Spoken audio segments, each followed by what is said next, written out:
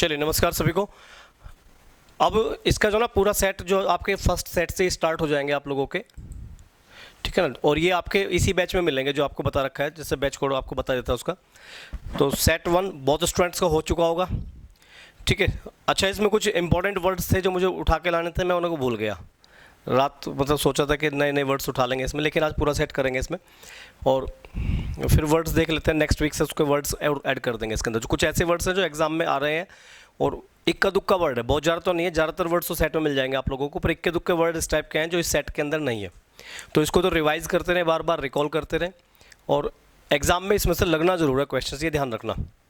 मतलब जितने भी आपने एग्जाम्स दिए होंगे तो समझो इसमें निमोनिक विमोनिक सारे मेथड पता तो तुम्हें समझ आई। मतलब बहुत स्टूडेंट ऐसे जो उसने पहले पढ़ रखा है। सेट 1 किस किस ने कर रखा आप में से? नितिका ने, आपका नहीं हुआ है।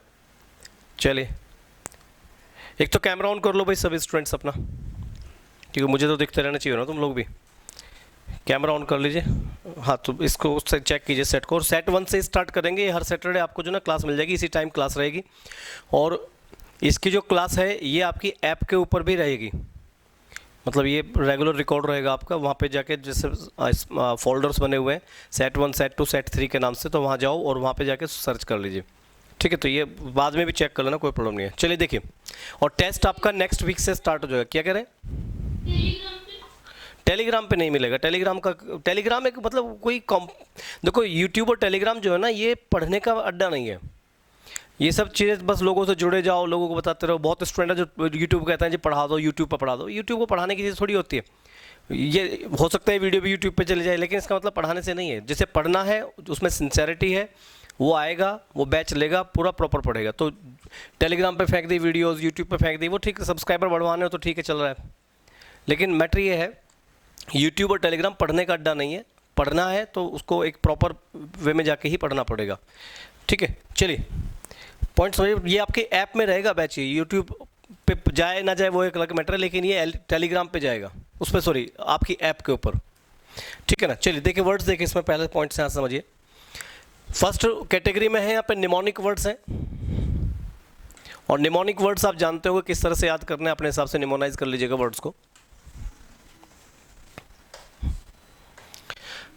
देखिए पहला वर्ड है इसमें एसिडुअस। और एसिडुअस का मतलब क्या होता है? मेहनती। कॉमन वर्ड है, से याद कर सकते हैं। एक तो वर्ड होता है एस, एस का मतलब होता है गधा। और एक वर्ड आप याद कर सकते हैं इसमें डू, डू का मतलब होता है कार्य करना। तो यहां से इस वर्ड को रिलेट कर लेना, एक ऐसा आदमी जो गधे की तरह कार्य करता है। और गधे का कार्य माना जाता है मेहनत का कार्य। ये मीनिंग जाएगा मेहनती, परिश्रमी। एक ऐसा व्यक्ति जो गधे की तरह लगा रहता है, गधे की तरह कार्य करता है, उस आदमी को बोलते हैं एसिडुअस। ये एक एडजेक्टिव है। और मैंने आपको बताया भी था, जिस भी वर्ड के लास्ट में OUS आता है वो सब क्या होता है? एडजेक्टिव होता है। और जिस वर्ड के लास्ट में US आता है वो क्या होता है? अरे पता नहीं पता है? बहुत बढ़िया, गजनियों की तरह जिया करो लाइफ में हमेशा। जिस वर्ड के लास्ट में OUS आएगा वो एडजेक्टिव होता है, जिसके लास्ट में US आता है वो नाउन होता है। ये वर्ड को समझा करो इसमें। तो एसिडुअस होता है मेहनती। इसके सिनोनिम अपने आप चेक कीजिए। जैसे पहला वर्ड है डिलीजेंट।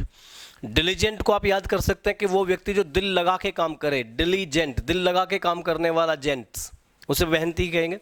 या लेबोरियस, ये लेबर से रिलेटेड वर्ड है, लेबोरियस पे मेहनती होता है। स्टूडियस, जैसे पढ़ाकू आदमी होता है, आप तुम पढ़ने वाले हो, तुम्हारी मेहनत तुम्हारे चेहरे पर झलकती है, ठीक है ना। पढ़ने वाला बच्चा होता है ना, बहुत मेहनती होता है। तो स्टूडियस होता है, पढ़ाकू होता है।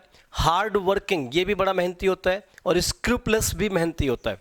स्क्रूपलेस होता है जो किसी काम को डिले नहीं करता है, स्क्रूपलेस। ये सारे के सारे वर्ड्स हार्ड वर्किंग मेहनती होते हैं। एंटोनिम्स का लेजी, उल्टा आप ना समझिए, जो मेहनती का उल्टा तो आलसी होगा ना। लेजी हो जाता है, इंडिफरेंट हो जाता है। इंडिफरेंट का मतलब होता है उसमें फर्क ही नहीं पड़ता, उदासीन आदमी है।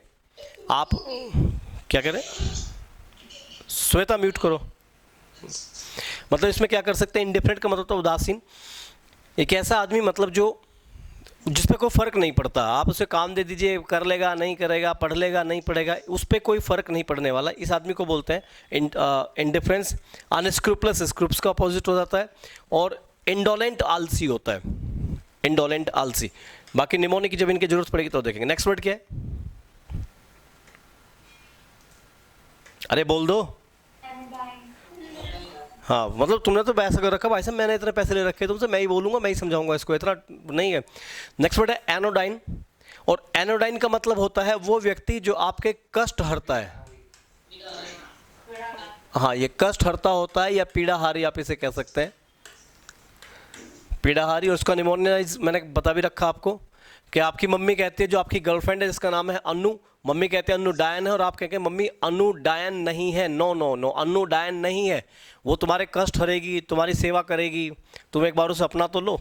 तो ये होता है सिडेटिव। सिडेटिव होता है नींद लाने वाला या दर्द कम करने वाला। सिडेटिव वो चीज़, वो भी दवाइयाँ होती हैं जो नींद ला देती हैं और आपको दर्द कम करती हैं, सिडेटिव होता है। एनेस्थेटिक होती हैं वो दवाइयाँ जिनसे आपको बेहोशी होती है, नींद आ जाती है, सारे दर्द भूल जाते हैं आप लोग। नार्कोटिक भी वहीं से एक वर्ड बना हुआ है, नार्कोटिक डिपार्टमेंट आपने सुना होगा।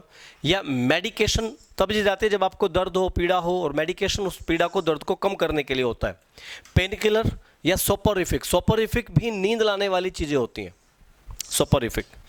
और इसके अपोजिट ध्यान रखना, हर्टफुल जो दुख देगा, वेनेमस जहरीला होता है, पॉइजनस होता है, जैसे माँ ने कहा था अनु डायन है तो वो पॉइजन, उसका उल्टा होता है वेनेमस हो जाता है। मिनेसिंग, मिनेसिंग भी परेशान करने वाला, खतरे की तरह से होता है। और अपसेटिंग जो आपको अपसेट कर दे, परेशान कर दे। चलिए नेक्स्ट वर्ड क्या है?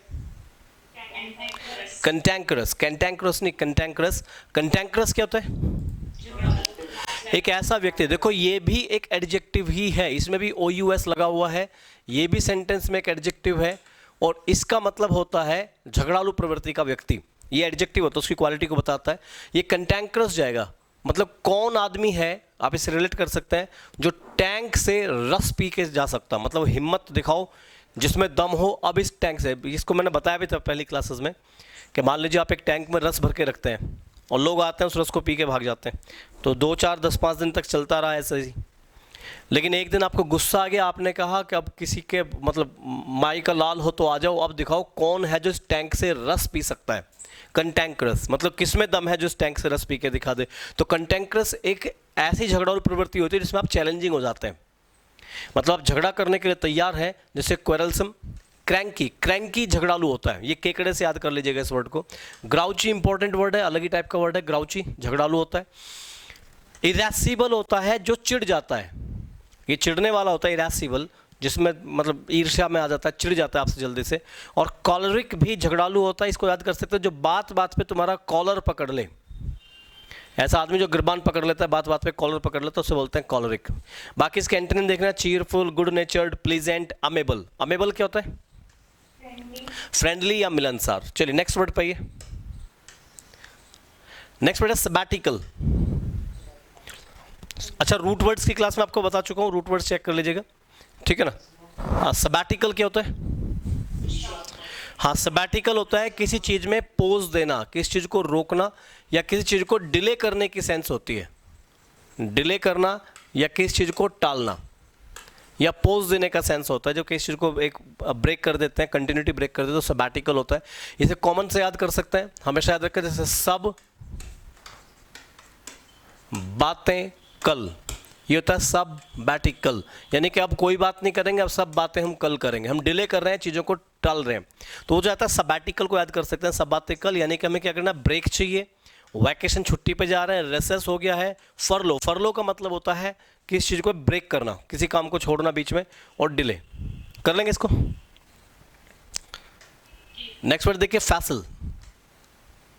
फैसल होता है मतलब आराम से फिसलता हुआ, मतलब जिसके रास्ते में कोई अड़चन नहीं है, बहुत ही आराम से फिसलता हुआ होता है फैसल, बहुत आराम से फिसलता हुआ फैसल हो जाएगा। तो फैसल को आप याद कर सकते हैं नॉर्मल, जैसे इसे कह सकते हैं चिकना या फिसलनदार जो होता है, फैसल को फिसलनदार से याद कर सकते हैं। जिसमें जैसे ग्लिब, ग्लिब होता है चिकना होता है, ग्लिब। फ्लुएंट होता है जो बिना किसी एफर्ट के काम चल रहा है, उसे फ्लुएंट बोलते हैं, एफर्टलेस या इजी। तो कोई भी काम जो बड़े आराम से चल रहा है, जिसमें कोई रुकावट नहीं है, बाधा नहीं है, अड़चन नहीं है, हारसनेस नहीं है, वो सारी चीज़ें होती हैं फैसल। फैसल होता है आराम से, कॉमन वर्ड है, इसको याद कर लीजिएगा, हिंदी अपना आप चेक कर लेना, इसका लिख लेना इसका। फैसल का मतलब आराम से। कर लेंगे इस पॉइंट को आप लोग। नेक्स्ट आइए,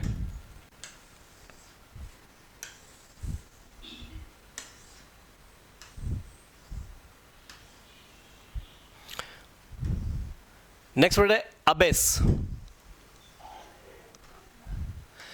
अच्छा, अबेस का मतलब क्या होता है बताएगा कोई बच्चा? हाँ, अबेस होता है किसी को नीचा दिखाना या नीचे लाना, नीचा दिखाना, डाउन पे लाना, अपमानित करना या किसी को कम समझना अबेस होता है। इसे बेस से याद कर सकते हैं। बेस होता है आधार। जो किसी आदमी को वो आसमान में उड़ रहा है और आप उसे आधार पे ले आए हैं, वो अबेस हो जाएगा। मतलब किसी को आधार पे ले आना अबेस।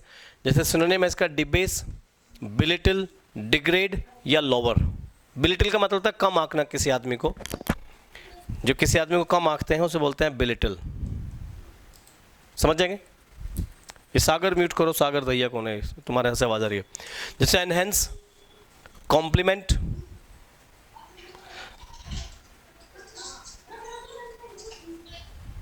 जो किसी का रुक के उतर गए,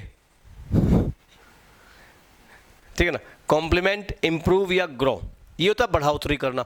मतलब किसी आदमी को बढ़ावा देना या किसी चीज़ में प्रोग्रेस लेके आना या कॉम्प्लीमेंट करना। किसी आदमी को जब आप तारीफ करते हैं कि हाँ बहुत बढ़िया काम कर रहा है तू, देखो नीचा दिखाना का उल्टा होता है उसकी कॉम्प्लीमेंट करना कि शाबाश बहुत अच्छा काम किया, तो कॉम्प्लीमेंट अपोजिट हो जाएगा। अबेस इसका मीनिंग दे, अबेस मीनिंग है और उसका अपोजिट और सिनोनिम अपने आप चेक कर ली। नेक्स्ट वर्ड है सगासियस। सगासियस क्या होता है? ये भी OUS लिखा है तो ये भी एक एडजेक्टिव है। और सगासियस का मीनिंग क्या होता है? हाँ, सगासियस होता है एक ऐसा आदमी जो तेज बुद्धि है।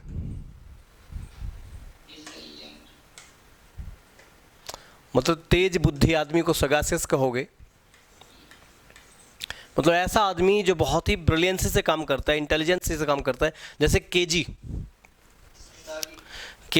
मतलब होता है एक टाइप से जो जागरूक होता है और चीज़ों को अवेयरनेस के तरह समझता है, वो केजी। क्लेवर आप जानते हैं, क्लेवर, इंटेलिजेंट और सेज। ये सेज वर्ड से याद करिएगा।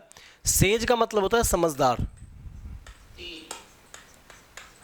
और सेज से ही वर्ड बन जाता है सगैसियस। सेज समझदार है और सगैसियस यहीं से एक वर्ड बन जाता है। अच्छा, यहाँ कंफ्यूज मत हो जाना, क्योंकि एक वर्ड होता है सेज और एक वर्ड होता है सागा।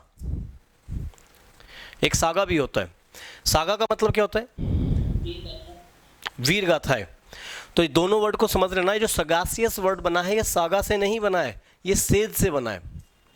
कभी आप देखो ऐसे जी है तो लिखा हुआ है यहाँ पे, ये अलग वर्ड है। सागा का मतलब होता है वीर गाथा, जो किसी इंसान के बड़े बड़ी गाथाएं सुनाई जाती हैं, वीर गाथाएं होते हैं। और सेज का मतलब होता है बुद्धिमान। तो ये जो सगासियस वर्ड है ये सेज से बना हुआ वर्ड है, ना कि सगा से। इसे याद कर लीजिएगा। सागा का मतलब गाथाएं होती हैं किसी आदमी की। नेक्स्ट आइए, इसका एंटोनिम समझ लेना आप लोग जो भी है। जैसे केयरलेस, लापरवाह हो जाएगा। ये ब्रिलियंट है, तेज बुद्धिदार है, समझदार आदमी है, और उसका उल्टा होगा केयरलेस, इग्नोरेंट या स्टूपिड। तो जो स्टूपिड होता है वो इसका अपोजिट चला जाएगा। कॉमन से वर्ड जानते हो आप इसको। नेक्स्ट आइए, टिमैरिटी। टिमैरिटी क्या होता है? जब आप जल्दबाजी में कोई गलत काम कर देते हैं या आपसे हेस्टीनेस में, लिखा ना देखो, हेस्टीनेस या फूल हार्डीनेस या डेयरिंग या गर्ल। गर्ल का मतलब देखो, गर्ल वर्ड को समझ के चलिएगा। या 3-4 वर्ड से हर बार डिस्कस भी करता हूँ इसमें। एक तो वर्ड होता है गर्ल, एक वर्ड होता है गर्ल, एक वर्ड होता है गेल। गर्ल होती है लड़की और गाल होता है गुस्ताखी। ये गुस्ताखी है। अगर आपसे कोई गलती हो जाती है तो उसे GALL जाएगा, गाल। और गेल होता है, क्रिस गेल से याद कर लीजिएगा उसको, गेल होता है तूफान। गेल तूफान होता है। ये पूरा सेट आज ही सोल्व करा दूंगा भाई मैं आपको। इसे बहुत सारे वर्ड्स हैं, ध्यान रखिएगा इसको। और ये सारे वर्ड्स एग्जाम्स के हैं और एग्जाम्स में आते भी हैं, तो इनको रेगुलर याद रख के चलें। जितना भी आप इसे रिवाइज कर सकते हैं, बाकी आपके ऊपर डिपेंड करता है, आपकी लाइफ है, मजे ले लो या पढ़ लो। देखिए, तो टिमैरिटी को आप याद कर सकते हैं। देखो, गर्ल मीन्स गुस्ताखी, तो इसका जो मीनिंग होता है वो तो गलती या गुस्ताखी होता है। जो टिमैरिटी का मीनिंग होता है तो गलती होगा या गुस्ताखी होगा। लेकिन इसे मीनिंग को याद कैसे करोगे? इसे आप याद कर सकते हैं कि आपने गलती से मेरी चाय पी ली, ये चाय मेरी थी। ये जो टी थी, ये जो चाय थी, ये मेरी थी, और आपने मतलब जल्दबाजी में बिना सोचे समझे बस उठा के कप पीना शुरू कर दिया। ये चाय मेरी थी और मुझे हो रहा था कोरोना, समझे ना। तो आपने कहा ये चाय मेरी थी, तो आपने क्या कर दिया? गलती कर दी। गर्ल डेयरिंग मतलब उड़ाए और चाय पीनी स्टार्ट कर देगी। और फूल हार्डीनेस होता है बेवकूफ़ी से कोई काम करना, और हेस्टीनेस होता है जल्दबाजी में बिना सोचे समझे काम करना। तो टिमैरिटी को याद कर लीजिएगा, ये चाय मेरी थी और आपने इसे गलती से पी लिया, तो याद कर सकते हो इस चीज़ को। बाकी इसके एंटोनिम जैसे कॉशस होता है होश में रहता है, चेतावनी में रहता है, या फिर वो आदमी सोच समझ के काम करता है। मॉडेस्टी, कावर्डाइज और ह्यूमिलिटी। अच्छा, ह्यूमिलिटी का इससे शर्मिंदगी हो सकती है, गलती होती है तो उसके बाद शर्मिंदगी होती है, ठीक है ना, तो वो मीनिंग यहाँ पे इस तरह से जाएगा। और कावर्डाइज को डेयरिंग, देखो जो आदमी गलती करता है वो उद्दंड प्रवृत्ति का होता है।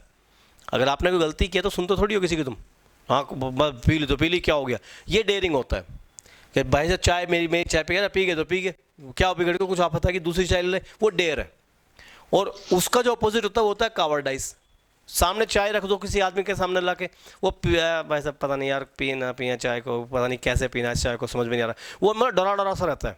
वो चाउमीन नहीं खा पाता, उसको पता नहीं कांटों से चाउमीन कैसे खाते हैं, मतलब थोड़ा डर भय जो होता है किस तरह का, वो कावर्डाइज में चला जाएगा। इसका एंटोनिम कावर्डाइज भी होता है। नेक्स्ट वर्ड है सटरफ्यूज। सटरफ्यूज होता है धोखा। अगर आपको कोई, आपने किसी को धोखा दिया है, छल कपट किया है, मक्कारी की है, उसे बोलता है आर्टिफाइस। आर्टिफाइस मतलब कला की जगह खेल गया, बंदा खेल गया, वो कला खेल जाना होता है आर्टिफाइस, मक्कारी कर देते हैं। जैसे ऑनलाइन सामान आपको मिल जाते हैं कई बार, तो ऑनलाइन पे जो प्रोडक्ट्स आते हैं कई बार वो आपके साथ क्या करते हैं, आर्टिफाइस कर देते हैं, धोखा कर जाते हैं। ब्लफ भी आपने सुना होगा, धोखे को बोलते हैं ब्लफ। डिसीव भी धोखा है और चीट भी धोखा होता है, नॉर्मल वर्ड है। और एंटोनिम क्या इसके, लॉयल्टी वफादारी या ओपननेस, जो सारी चीज़ें बिल्कुल क्लियर हैं, खुल के बात करने वाली होती है, ओपननेस होती है। और ऑनेस्टी ईमानदारी, ये तो एंटोनिम चले जाएंगे इसके। तो सटरफ्यूज को आप याद कर सकते हैं, कॉमन सा वर्ड है कि आप एक दुकान पे गए इलेक्ट्रिक वायर लेने के लिए, और उसने आपको सब तार फ्यूज चेप दी। चेपने का मतलब होता है भेड़ दी तुमसे पैसे वैसे लेके, और तुम भाई साहब सारे के सारे तार कैसे थे, फ्यूज थे, सब खराब थे, उसने सब तार फ्यूज पकड़ा दिए, सट और फ्यूज सारे तार उसने फ्यूज पकड़ा दिए, अब आपके साथ हो गया धोखा। तो सटर फ्यूज का मतलब होता है धोखा दे देना, किसी आदमी के साथ चीट करना, सटर फ्यूज। याद कर लेंगे इसे। नेक्स्ट आइए, सैक्रोसैंक्ट। अब सैक्रोसैंक्ट का मतलब कौन बताएगा?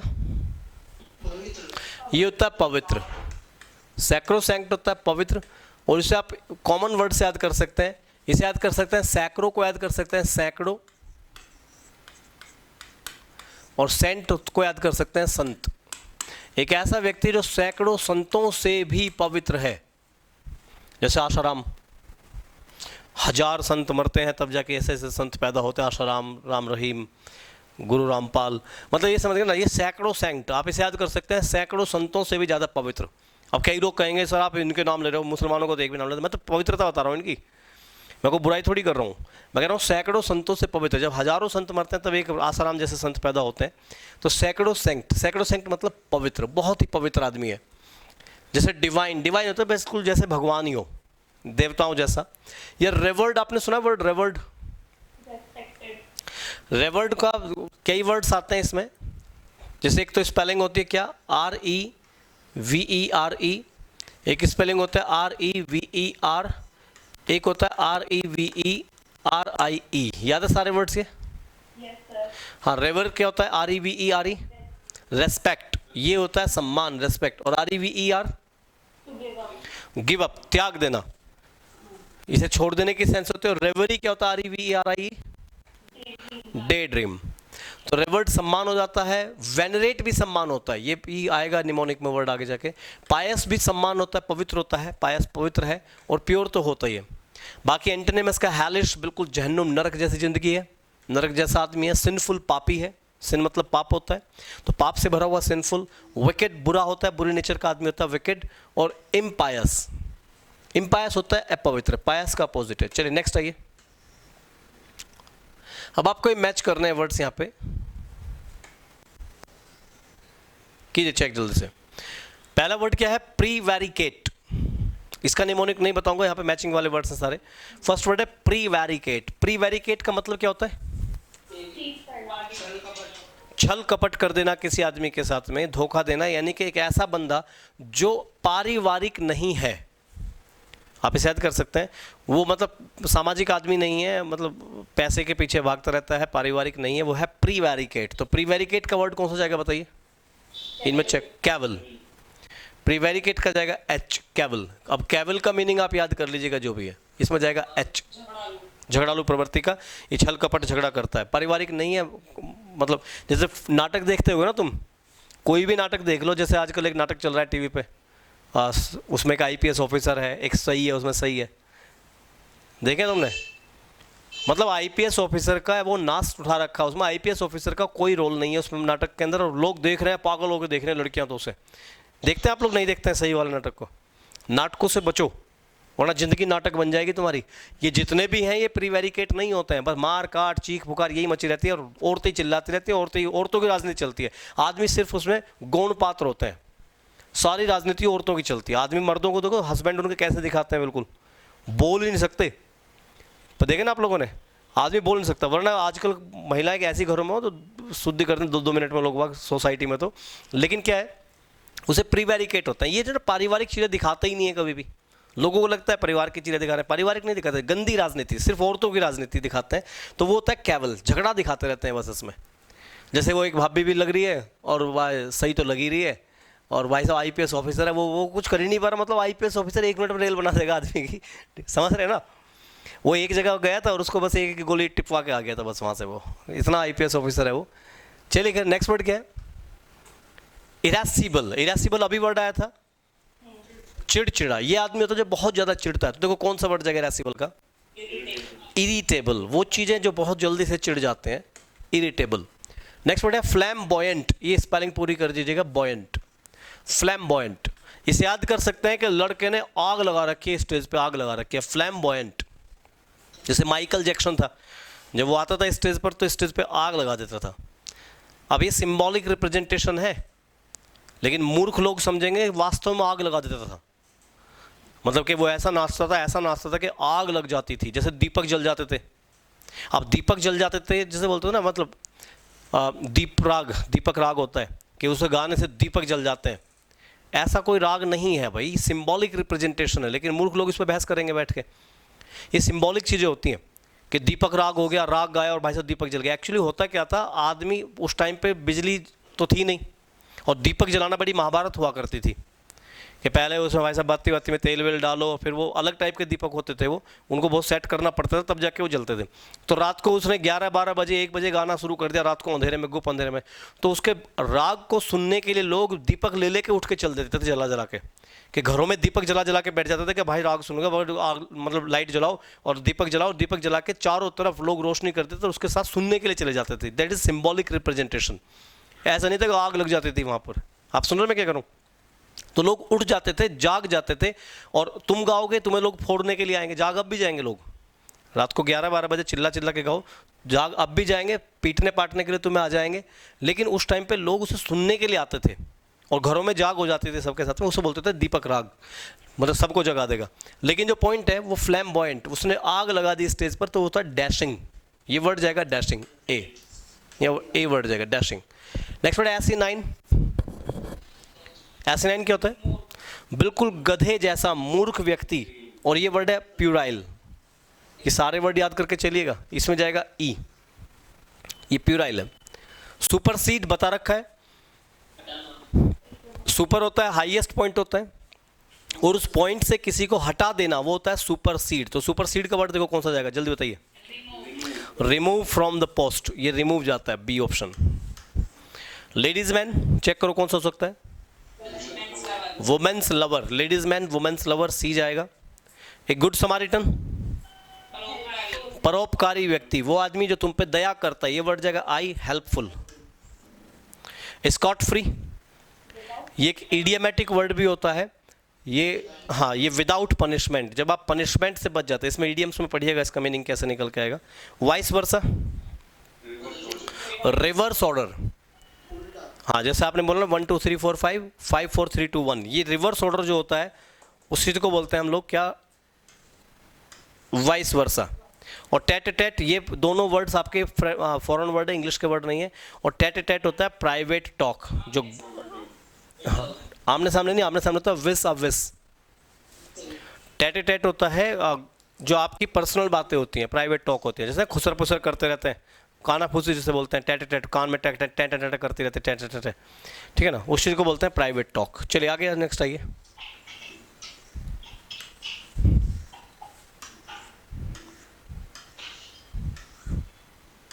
चलिए सेकंड एक्सरसाइज मैच करो जल्दी से। पहला वर्ड है प्राइमा फैसी। प्राइमा का मीनिंग प्राइम का मतलब प्रथम होता है, एक टाइप से सुप्रीम भी होता है, प्रथम भी होता है, लेकिन प्राइमा का मतलब होता है प्रथम। तो प्राइमा फैसी, फैस का मतलब दृष्टि, प्राइमा फैसी का मतलब होता है प्रथम दृष्टा। तो प्रथम दृष्टा का वर्ड देखो कौन सा जाएगा, द फर्स्ट व्यू, ये एफ जाएगा यहाँ पे, ठीक है। कॉडल, लाड प्यार, लाड प्यार का वर्ड देखो कौन सा होगा इसमें, टेम्पल, पैम्पर, पैम्पर, कॉडल जाएगा पैम्पर। नेक्स्ट वर्ड है स्टल्टिफाई। स्टल्टिफाई होता है बेवकूफ बना देना किसी आदमी का। इसका भी निमोनिक बताऊंगा जब आएगा वर्ड आगे चल के। तो बेवकूफ बनाने का वर्ड देखो कौन सा है इसमें, गल। अच्छा दो वर्ड थे, एक था GALL, वो क्या था, गेल। GALL क्या था, गलती, गुस्ताखी। लेकिन एक वर्ड है GULL, और GULL होता है बेवकूफ़ी। ये बेवकूफ़ को बोलते हैं GULL। तो ध्यान रखिएगा इस पॉइंट को यहाँ पे, ठीक है ना। तो ये जो वर्ड है इसमें गल जाएगा बेवकूफ़ बनाने वाला, यानी कि जाएगा जे। विस अब विस आ गया, वही पॉइंट ये देखो, टेटे टेट होता है जो कान में टेटे करते रहते हैं आप लोग बैठे, वो है प्राइवेट टॉक। और विस अब विस ये क्या है, अपोजिट, अपोजिट या फेस टू फेस भी इसको बोलते हैं, अपोजिट चला जाएगा, कोई दिक्कत नहीं है, ए जाएगा, आमने सामने।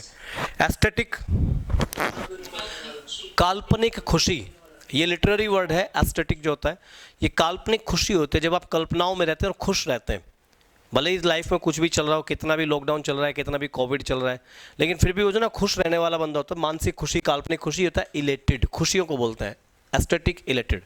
नेक्स्ट वर्ड क्या है, गिगैंटिक नहीं, जाइगैंटिक। ये वर्ड है जाइगैंटिक। जाइगैंटिक क्या होता है, विशाल, कॉलोजल। अच्छा कॉलोजल और कॉलोसस में कंफ्यूज मत हो जाना।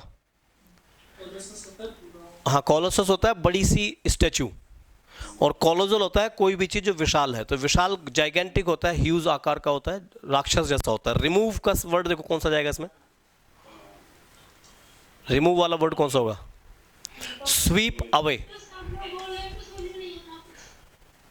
सब तो बोलेंगे या मीनिंग तो बताने ही पड़ेंगे।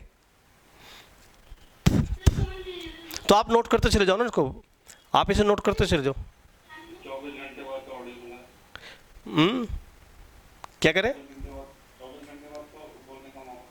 नहीं नहीं देखो वो कैब में तो बोलना पड़ेगा आपको जो भी है, क्योंकि वो कैब में तो शांत करके तो काम ही नहीं चलने वाला ना। जब आप अगला सेट पढ़ के आओगे तो अपना समझेगा। आप जो ना टिक करते चले जाओ, आंसर तो मिल रहे हैं ना यहाँ पे, इन्हें याद कर लीजिएगा घर पे। तो मीनिंग समझ में नहीं आ रही, मीनिंग समझ में नहीं आ रही, कौन सा का नहीं आया,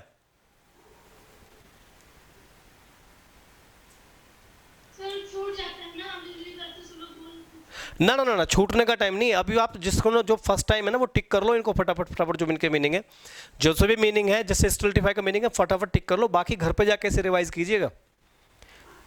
ये पॉइंट समझ के चलो, जो ये सेट जो होते हैं ना आपको पहले पढ़ के आने होते हैं। आप समझिएगा इस चीज़ को, पहले इनके मीनिंग घर पे लेके देख के आओ। जैसे नेक्स्ट सैटरडे आपका सेकंड सेट चलेगा, तो सेकंड सेट को पहले घर पढ़ लो पूरे आराम से तसल्ली से, उनके मीनिंग खुद नोट कर लो डिक्शनरी में देख के कहीं भी, और उसके बाद में फिर यहाँ पे आके उसको मैचिंग हम अपने नोट करा देंगे। मीनिंग्स जो भी होते हैं देखो, तीन तरह से काम होता है, पहले घर पढ़िए, फिर क्लास में पढ़िए, फिर घर पढ़िए, तब जाके वो याद होगा। ऐसे कभी नहीं हो सकता कि हमने यहाँ पे मीनिंग बता दी और वो आपको याद रह गए। तो सेट को हमेशा पहले पढ़ के आओ। अभी तो जो नहीं पढ़ के आओ वो तो ना बस टिक कर लो इनको, जो जो ऑप्शन इनके हैं, और कोई डाउट रहे तो उसे पूछ लो एग्जैक्टली। वरना तो जैसे सेट सेकंड स्टार्ट होगा नेक्स्ट वीक में, तो सेट सेकंड को पहले घर पढ़िए आप पूरा, उसके आंसर वांसर खुद चेक कर लो, उनको ऑप्शन टिक मत करो, बस उनको रफली लिख लो। उनके मीनिंग्स जो भी होता है आपको पता होगा कि हाँ इसका ये मीनिंग होता है, इसका ये मीनिंग होता है, मैच कर सकते हो कर लीजिए, और बाकी यहाँ पे आके उस चीज़ को फिर रिवाइज कर लेते हैं। वोकैब ऐसे ही याद होगी, वोकैब का कभी भी इस तरह से याद नहीं हो सकती कि हम मीनिंग बता देंगे, वो समझिए वो तो सिर्फ मीनिंग पता चल जाएगा, वो याद नहीं होगा कभी भी, तो याद तो करना पड़ेगा। नेक्स्ट वर्ड क्या है? रिमूव का वर्ड जाएगा आपका स्वीप अवे। स्वीप अवे होता है बाहर देना, अवे होता है दूर जाना, स्वीप होता है बहाने की सेंस होते हैं। स्वीपर सुना होगा अपने, स्वीपर। स्वीपर का काम ही ये होता है कि वो चीज़ों को धकेल देता है, कूड़े करकट को धकेल देगा, तो रिमूव का जाएगा सी। नेक्स्ट वर्ड है स्वॉर्ड ऑफ डेमोक्लेस। स्वॉर्ड होती है तलवार, और डेमोक्लिस एक राक्षस था, या ये आपको हिस्ट्री में मिलेगा। तो स्वॉर्ड ऑफ डेमोक्लिस एक लिटरेरी वर्ड है जो नॉवेल्स वगैरह में यूज हुआ ज़्यादातर। ये इसका मतलब है कि एक ऐसी तलवार बनाई थी एक राजा ने जो सूरज की किरणों से बनी थी, और वो बहुत ही खतरनाक थी। हालांकि इसके पीछे लंबी हिस्ट्री है, सारी बात नहीं कर रहे हैं, लेकिन अगर कहीं पे लिखा था ना स्वॉर्ड ऑफ डेमोक्लिस, इसका मतलब था बहुत ही खतरनाक। तो कौन सा वर्ड जाएगा? डेंजर, डी जाएगा। रन अवे, भाग जाना। भाग जाने का वर्ड देखो कौन सा है? फ्ली। फ्ली होता है डर के, दुम दबा के भागना, ये वर्ड जाएगा आई। और ए बिग शॉट, बड़ा आदमी। Big shot, big gun, big fish, ये सब बड़े आदमी होते हैं। बिग शॉट भी आ सकता है, बिग फिश भी आ सकता है। बिग फिश, बड़ा आदमी। तो जो बड़ा आदमी है देखो कौन सा जाएगा यहाँ पे? वो वीआईपी ही बन जाएगा आपकी लाइफ में, इंपॉर्टेंट ही होता है आपके लिए वो। नेक्स्ट आइए, थर्ड एक्सरसाइज चेक करो जल्दी से। पहला वर्ड क्या? शॉक्ड। शॉक्ड होता है जब आप पे कोई, मतलब शॉक्ड तो पता ही होगा ना, अचंबा लग जाता है आपको, धक्का सा लगता है, आघात लगता है। तो कौन सा वर्ड होगा शॉक्ड का? बताओ। आघास्ट। ये आघास्ट होता है। आघास्ट को आघात से याद कर लीजिएगा आप, कि जैसे उसे बड़ा आघात लगा, आघात। अनकैम्प्ड। अनकैम्प्ड का मतलब होता है गंदा। तो देखो गंदे का वर्ड ढूंढो कौन सा है इसमें से? ओजियन। ये पढ़ने पड़ेंगे वर्ड्स आपको, इनके मीनिंग पता होने चाहिए। ओजियन होता है गंदा, ओजियन गंदे को बोलते हैं। अनकैम्प्ड भी गंदा होता है। वो आपसे डर्टी नहीं पूछेगा कि डर्टी का मीनिंग क्या होता है। अनकैम्प्ड, ओजियन। कॉम्प्लाई, पालन करना। ये होता है जब किसी चीज का पालन करते हैं, पालन करना, आज्ञा मानना, कॉम्प्लाई। तो कॉम्प्लाई का देखो कौन सा वर्ड जाएगा? ओबे, ये जाएगा एच। पढ़ के आया करो ना घर से। स्वेव, पोलाइट, सरल स्वभाव। एक ऐसा व्यक्ति जो बहुत ही सरल स्वभाव का है, बहुत ही आसान सा स्वभाव है उसका, आराम से, मतलब बहुत ही पोलाइट रहता है। तो कौन सा वर्ड जाएगा इसमें स्वेव का? जे, पोलाइट। ओवर्ट,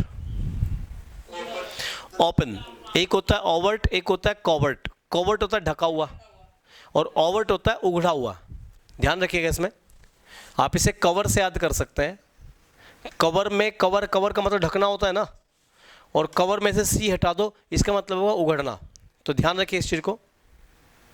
सारों के मीनिंग हट गए। चलो, ओवर्ट का मीनिंग क्या होगा? ओपन। तो ये वर्ड जाएगा आपको कौन सा? ई। लास्ट स्ट्रॉ, फाइनल ट्रायल, मतलब एक ऐसा काम जो बस आखिरी काम है आपके लिए, और बस इसके साथ में कह रहे ना भाई साहब आखिरी बार है, अगर सिलेक्शन हो गया, वरना मैं सुसाइड ही करूंगा। ये होता है लास्ट स्ट्रॉ। होता है ना, बहुत से लोग तुम में से बस अंतिम क्षण ही लेके चलते हैं, क्योंकि बहुत लोग होते हैं, जैसे अभी भी मेरे पास में बैच की रिक्वेस्ट आनी स्टार्ट हो रही है। आप में से कई स्टूडेंट ऐसे हैं जब बैच 9 बजे था तो उनकी रिक्वेस्ट 9:05 पर, पता नहीं क्या करते रहते हैं। जैसे यूनिवर्सिटी के एग्जाम्स होते हैं, या फिर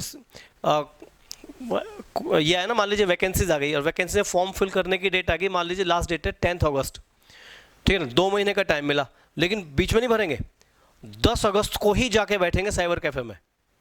मतलब इतने खतरनाक लोग, वो लास्ट स्ट्रो होता है उनके लिए। लास्ट होता है फाइनल ट्रायल। फाइनल ट्रायल मतलब आखिरी ट्रायल है, जॉब लग गई, वरना तो बस मरना ही है अब तो। नेक्स्ट वर्ड है टेकअप। टेकअप क्या होता है? कौन सा होता है? हाँ, टेकअप होता है जब किसी चीज को आप ग्रहण कर लेते हैं, टेकअप कर लेते हैं, मतलब कोई भी ऐसा काम जिससे आप अपनी लाइफ में बिजी हो जाते हैं, या जिस काम को आप लाइफ में करते रहते हैं, दैट इज टेकअप। तो वर्ड कौन सा जाएगा इसका? ऑक्यूपाई, सी। बिजेर का स्पेलिंग ठीक कर लो, BIZARR, ये गलत स्पेलिंग है, इसका सही स्पेलिंग होता है, यहाँ पे चेक कर लेना। अबे चलो, BIZARR, बिजेर। बिजेर क्या होता है? एक ऐसा आदमी जो खा खा के बेजार हो गया, वो बिजेर होता है। ऑफिसर बिजेर को याद कर सकता है स्ट्रेंज से, ये वर्ड जाएगा स्ट्रेंज, ये जाएगा बी। नेक्स्ट फॉलो क्या होता है? फॉलो रन आफ्टर, किसी के पीछे पीछे पड़े रहना, रन आफ्टर, ये वर्ड जाएगा एफ। और पुट अप विद, ये होता है किस चीज को टॉलरेट कर लेना, ये वर्ड जाएगा जी। पुट अप विद होता है सामंजस्य बैठाना या साथ साथ रहना। चलिए नेक्स्ट आइए, नोट कर लिए सारे?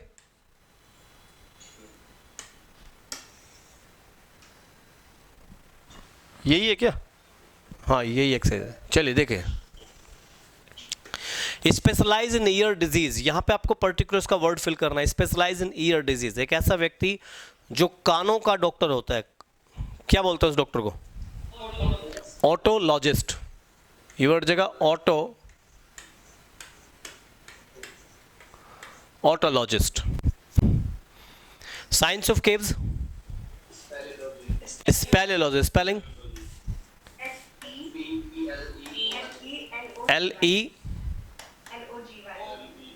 LEO, अरे स्पेलियोलॉजी है ना, LELOGY, स्पेलियोलॉजी। स्पेलियोलॉजी होता है जो मतलब साइंस होती है, साइंटिफिक स्टडी होती है केव्स की। One who sets glasses in Windows, एक ऐसा आदमी जो विंडोज में कांच में मतलब खिड़की में कांच फिट करते हैं, क्या बोलते हैं? ग्लेजियर। स्पेलिंग क्या होता है? GLAZIER, glazier. ये खिड़कियों में कांच फिट करने वाला होता है। Whose sense of beauty is highly developed, जिसका सेंस ऑफ ब्यूटी बहुत डेवलप होता है, क्या बोलते हैं?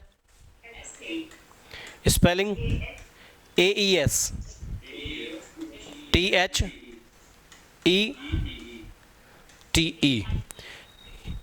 ये लिटरेचर का वर्ड है। एस्थेटिज्म, एस्थेटिज्म बताया था उसमें कि इसमें सिर्फ सौंदर्य चीज़ों पे ध्यान दिया जाता है और आर्ट की ब्यूटी ही इसमें देखी जाती है। तो whose sense of beauty is highly developed, जिसका सुंदरता के प्रति एक अलग ही रुझान बन जाता है, उसे बोलते हैं एस्थेटिस्ट। नोट कर लिए सारे वर्ड्स ये? नेक्स्ट देखिए, लवर ऑफ ट्रीज, एक ऐसा आदमी जिसे पेड़ों से बहुत प्यार है, क्या बोलते हैं उसे? अच्छा देखो, प्रेमी को इंग्लिश में कहा जाता है, फाइल से यूज करते हैं, और लकड़ी डंडों को बोलते हैं डेंड्रो, DANDROPHILE, डेंड्रोफाइल। डेंड्रोफाइल होता है ये पेड़ पौधों को प्यार करने वाला आदमी होता है डेंड्रोफाइल। बिलीव दैट, क्या करें?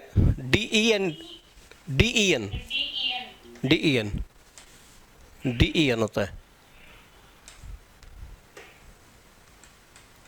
डेंड्रोफाइल। Believe that God is nature, एक ऐसा बिलीव जिसमें सब कुछ ही भगवान को माना जाता है। तो सब कुछ का मतलब होता है पेन, और गॉड का मतलब होता है थियो। तो यहां से वर्ड बन जाता है बिलीफ है, तो वर्ड जाएगा पैंथीज्म। पैंथीज्म एक ऐसी विचारधारा होती है जिसमें सब कुछ ही भगवान है, everything is God. 1 in 6 years, 6 को बोलते हैं सेक्सा, लेकिन ये 6 years हो गया है तो ये वर्ड जाएगा सेक्सेनियल। ये बता रखा ना आपको एनुअल और इनियल में क्या फर्क होता है। सेक्सेनियल 1 in 6 years सेक्सेनियल, बाकी आगे भी वर्ड्स आ जाएगा वाला सेक्सेनियल। नेक्स्ट क्या है? The art of letter writing, क्या बोलते हैं? एपिस्टिलोग्राफी, स्पेलिंग हाँ EPISTOO GRAPHO, एपिस्टिलोग्राफी। एपिस्टिलोग्राफी का मतलब होता है एक आर्ट है जिसमें हम लेटर लिखना सिखाते हैं, लेटर राइटिंग की आर्ट होती है एपिस्टिलोग्राफी। स्टडी ऑफ अर्थक्वेक क्या होता है? सीज्मोलॉजी, स्पेलिंग SI या SEI? हाँ सीज्मोलॉजी, स्टडी को लॉजी बोल जाते हैं, सीज्मोलॉजी। और हेटर ऑफ वॉर, एक ऐसा आदमी जो युद्ध से नफरत करता है, वो होता है पैसिफिस्ट, PACI। हेटर है ना, पैसिफिस्ट हो जाएगा, हेटर ऑफ वॉर पैसिफिस्ट। कर लेंगे। लेकिन सारे याद रखिए क्योंकि मंडे सुनूंगा इन सारे वर्ड्स को क्लास के अंदर। नेक्स्ट वर्ड देखिए, गुड माइंड गुड, क्या आएगा इसमें? Find. Good mind good find, मतलब अच्छा सोचोगे अच्छा होगा, या अच्छा दिमाग तो अच्छी बातें दिमाग में आएंगी। All is well that ends well, अंत भला तो सब भला। All is well that ends well. An empty sounds much, क्या होता है? Vessel, VESSEL। An empty vessel sounds much, थोता चना बाजे घना। An empty vessel sounds much, मतलब एक ऐसा आदमी बस है जैसा है। फियर्स नो टेस्ट, क्या होगा इसमें? Truth fear no test. कित गया?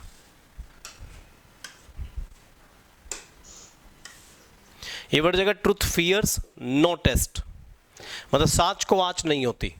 ट्रुथ फियर्स नो टेस्ट, सांच को आंच नहीं होती। नेक्स्ट क्या है? हेस्ट वेस्ट, क्या होगा इसमें? Haste makes waste. Haste makes waste, जल्दबाजी का काम शैतान का है, जल्दी से काम बिगड़ जाते हैं। Haste makes waste. Let by be by, क्या आएगा इसमें पता है? Let bygone be bygone. Let bygone be bygone, जो गया सो गया, गड़े मुर्दे मत उखाड़ो, जो गया सो गया। Let bygone be bygone. Next देखिए, एडवर्सिटी फ्लैटर्स मैन। एडवर्सिटी होता है मुसीबत, दुख होते हैं, तो जो दुख दरिद्रता होती है वो किसी का भी फेवर नहीं करती है, वो जिसको आनी होती है बस आएगी आएगी। एडवर्सिटी फ्लैटर्स नो मैन, किसी का चापलूसी नहीं करती।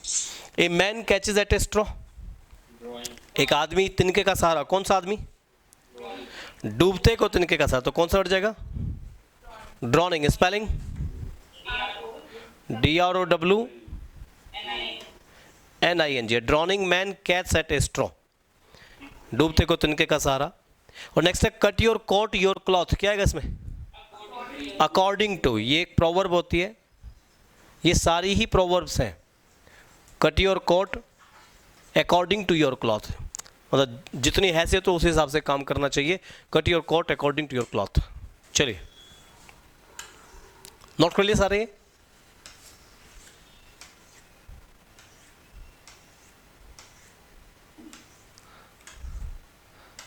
नेक्स्ट ये एक एक्सरसाइज है मैचिंग वाली, जल्दी से मैच करो उसको।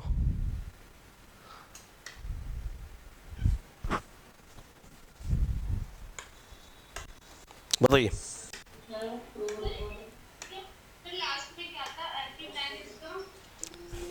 एवरी मैन, अच्छा ये भी था क्या? Every man is the architect, एक रह गया सेट में। Every man is the architect, ARCHITECT, ARCHITECT, architect of his Fortune या फ्यूचर जो भी है। चलिए क्वेश्चन देखिए आगे इसमें। नेक्स्ट है ब्राउन स्टडी। ब्राउन स्टडी होता है जब आप खुली आंखों से सपने देखते हैं।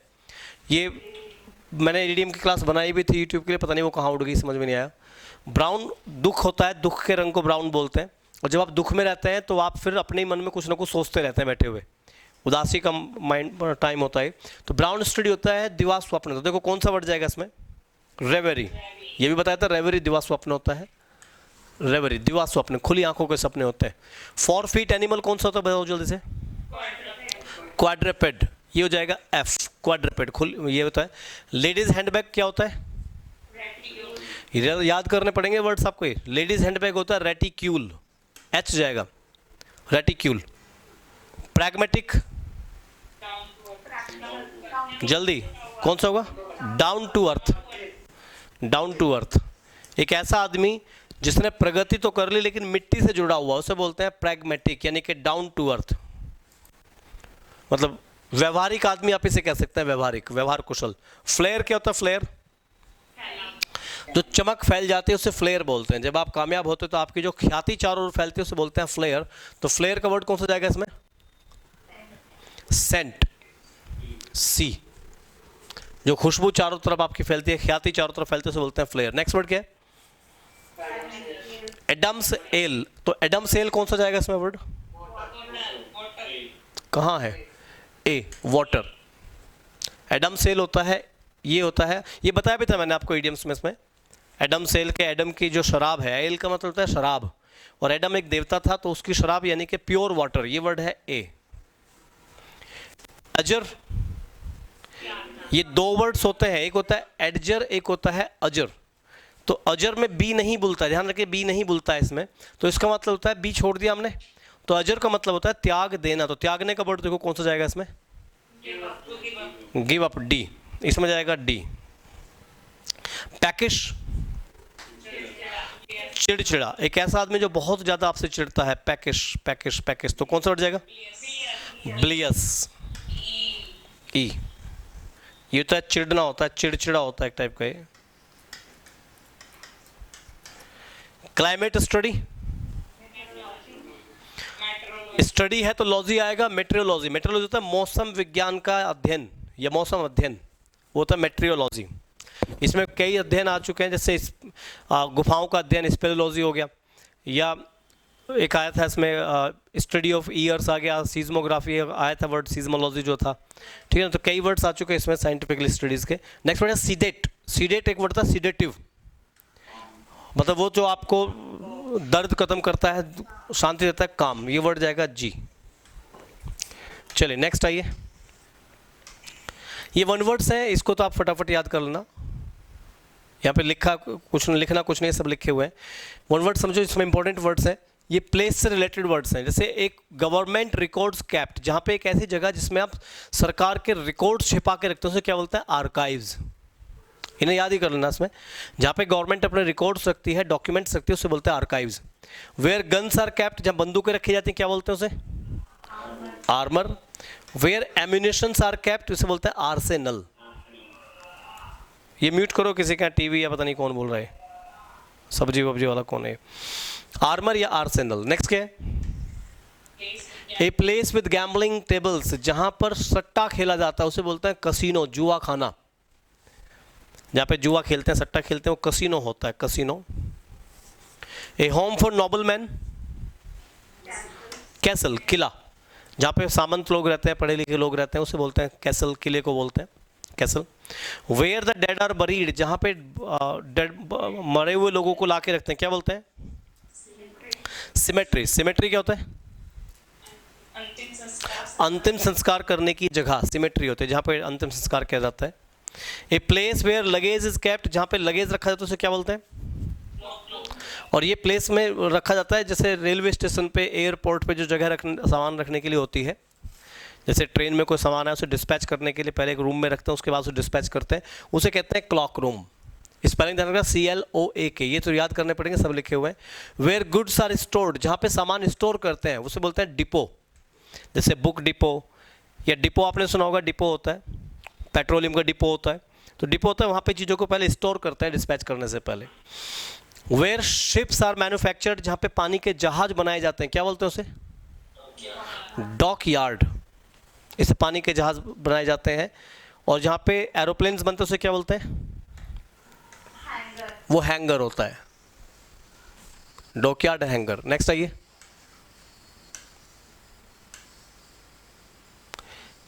The sleeping rooms in a public institution, जहाँ पे सरकारी जगह पे जहाँ पर स्लीपिंग रूम्स होते हैं, रेस्ट करने के लिए रूम्स बना दिए जाते हैं, उसे बोलते हैं डॉर्मेटरी। ये गेस्ट हाउस भी आपने सुने होंगे, वो डॉर्मेटरी ही होते हैं। नेक्स्ट है paradise with perfect bliss. Paradise with perfect bliss मतलब एक स्वर्ग आप इसे कह सकते हैं, एक ऐसी जगह जो बिल्कुल आपके लिए जन्नत है, क्या कहेंगे उसे, एलिसियम, जन्नत होता है एक टाइप का, ये मतलब स्वर्ग होता है। A place where motor cars are kept, garage. देखो जहाँ पर पानी के जहाज रखते हैं वो हैंगर है, जहाँ पे सॉरी हैंगर नहीं, डॉकयार्ड है। जहाँ पे एरोप्लेन्स रखे खड़े किए जाते हैं, सर्विस वगैरह की जाती है, वो हैंगर है। और कार्स के लिए कहते हैं गैरेज आता है। अनाज भंडार होता है ग्रेनरी में, जहाँ पे आप ग्रेन्स को इकट्ठा करते हैं, ग्रेनरी। एरोप्लेन्स के लिए हैंगर। ईंटों का भट्टा क्या होता है, किल्न। सेट तो है सबके पास में है। चलिए, वेयर ब्रिक्स आर मेड इसे बोलते हैं किन। Where ammunition and weapons are stored, जहाँ पे एम्यूनिशन और वेपन्स को स्टोर करके रखा जाता है उसे क्या बोलते हैं, मैगजीन। भी यही होता है, उसमें गोलियां बारूद इकट्ठा करके एक चेन बना देते हैं उसकी, वो मैगजीन होती है। पिस्टल विस्टल में आपने देखी होगी मैगजीन होता है, हालांकि ये वर्ड ज़्यादा नहीं पूछा जाता। नेक्स्ट वर्ड क्या है, वेयर कॉइन्स आर मेड, जहां पे सिक्के छापाए जाते हैं, सिक्के बनाए जाते हैं, क्या बोलते हैं? मिंट, टकसाल बोलते हैं, को नोट छापने की जगह होती है, सिक्के छापने की जगह होती है। डेड बॉडीज को आइडेंटिफिकेशन के लिए रखने की जगह, जिसे बोलते हैं हिंदी में मुर्दा घर, वो होता है मॉर्ग। ये किसी के यहाँ पे साउंड आ रहा है भाई, ऊपर इसे म्यूट कर लेना, हवा पता नहीं क्या रही है। वो होता है मुर्दा घर, मॉर्ग होता है। Way dead bodies are kept for postmortem, जहाँ डेड बॉडीज पोस्टमार्टम के लिए रखी जाती है उसे क्या बोलते हैं? मॉर्चरी। देखो, डेड बॉडीज को आइडेंटिफिकेशन के लिए रखोगे, मॉर्ग है। डेड बॉडीज को पोस्टमार्टम के लिए रखोगे, क्या होता है? मॉर्चरी होता है। Where prayer is offered in Islam, ये ध्यान रखना, जहाँ पे इस्लामिक लोग अपनी पूजा करते हैं उसे मॉस्क बोलते हैं। कॉमन सा वर्ड है, मस्जिद होती है, ठीक है ना? ये तो बार बार रिवाइज कर लीजिए इन सारे वर्ड्स को। एक हिस्ट्रिकल रेलिक्स होते हैं, मतलब ऐतिहासिक धरोहर। जो ऐतिहासिक धरोहर होते हैं उसे क्या बोलते हैं? Museum. Green place in desert, जहाँ पे रेगिस्तान होता है और रेगिस्तान में हरियाली मिल जाती है उसे क्या बोलते हैं? Oasis. A fruit trees are grown, जहाँ पे फल फूल पौधे होते हैं और उसको उगाया जाता है उसे बोलते हैं ऑर्चर्ड, बगीचा। और जहाँ पे पानी को स्टोर करते हैं उसे क्या बोलते हैं? रिजर्वॉयर। यही है, और भी बचे हुए इसमें वर्ड्स? हाँ बचे। चलिए आगे देखिए।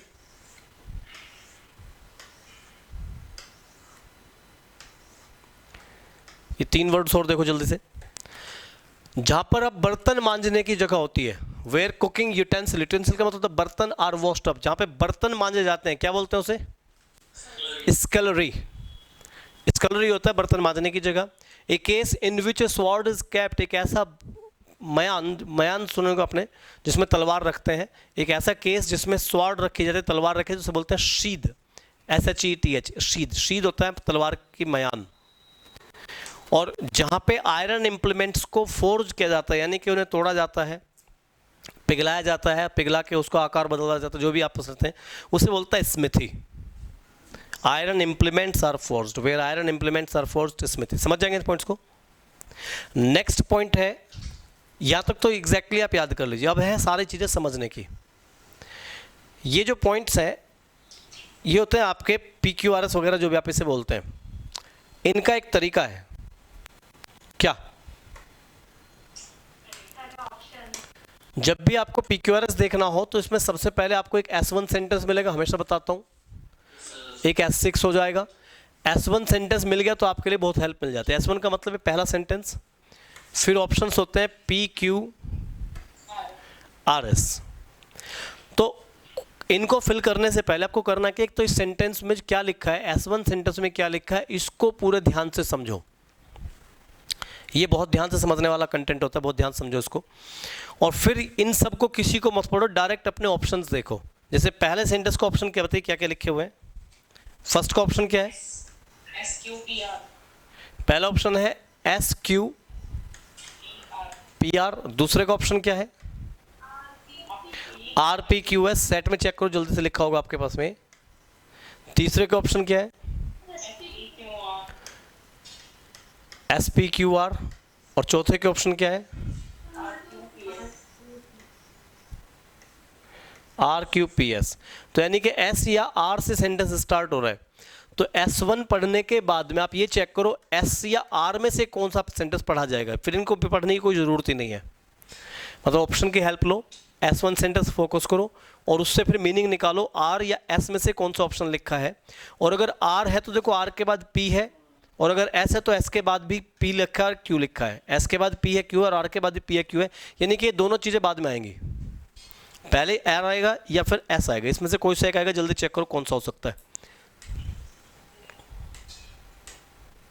देखिए, तो पहले क्या करता है, S1 सेंटेंस को पढ़ते हैं ध्यान से।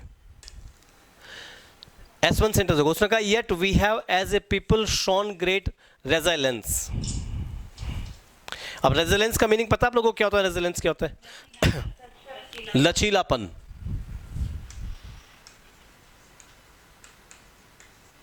रेजिलेंस होता है लचीलापन, कि हमने ग्रेट लचीलापन शो किया है। Yet we have as a people shown great resilience, हमने एक लचीलापन शो किया। अब इसमें कौन सा ऑप्शन आ सकता है, किस तरह से, किस चीज़ में लचीलापन शो कर दिया, क्या किया इन्होंने, चेक कीजिए। वो मिलेगा आपको आर में या एस में। तो आर और एस को देखो एक बार ध्यान से क्या लिखा हुआ है। आर लिखा है this is true even when the Indian society is compared with those of developed nations, और एस में लिखा है always accommodating and reinventing to make things work. बताइए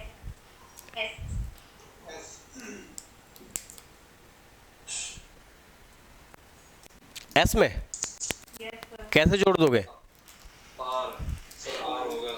आपने सेट में चेक करो, आपका लिखा है yet we have as a people shown great resilience, ठीक है ना, और येट कंजंक्शन हो गया, always accommodating and reinventing to make things do, ये कोई पूरा सेंटेंस थोड़ी ना है।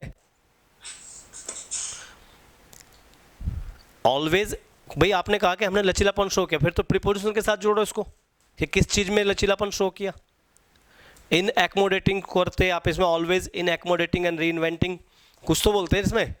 उधर तो कहा कि हमने लचीलापन शो किया, और इधर बोल रहे हैं always accommodating and reinventing to make things work. इन दोनों को जोड़ोगे कैसे, इन दोनों सेंटेंस को? आप थोड़ा ग्रामर तो चेक करो इसमें। यहाँ पे एस से तो बनेगा ही नहीं भैया, और आप समझिए इस चीज को, अगर एस से बनाओगे तो एस के बाद आपको पी या क्यू में से कुछ लिखना पड़ेगा। तो आपने बोला always accommodating and reinventing to make things work, the question is how, अगला क्वेश्चन कहाँ से उठ गया एकदम से, वो नहीं जा सकता। और क्यों है our belief is our collective destiny has never been in doubt. सही चेक कीजिए कौन सा होगा ऑप्शन में, एस से नहीं जाएगा, क्योंकि एस को आप S1 सेंटेंस से ऐड ही नहीं कर पा रहे हो। आप खुद चेक कर लो अगर थोड़ी सी ग्रामर मालूम है तो। और जिसमें डाउट लगे उसको छोड़ने में कोई एतराज़ नहीं है, ध्यान रखना। सारे क्वेश्चन आपको कफन बांध के नहीं गए हो सर पे आप, कि जो सामने आएगा मारना ही पड़ेगा वरना हम मर जाएंगे। हर चीज़ को नहीं, हर क्वेश्चन नहीं करना है आपको वहाँ पर। अगर कोई क्वेश्चन लग रहा है तुम्हारे लेवल से, स्टैंडर्ड से ऊपर जा रहा है, तो उस क्वेश्चन को आप क्विट भी कर सकते हो, कोई समस्या की बात नहीं है। लेकिन ये ध्यान रखना इसमें लगभग 10% क्वेश्चन क्विट किए जा सकते हैं।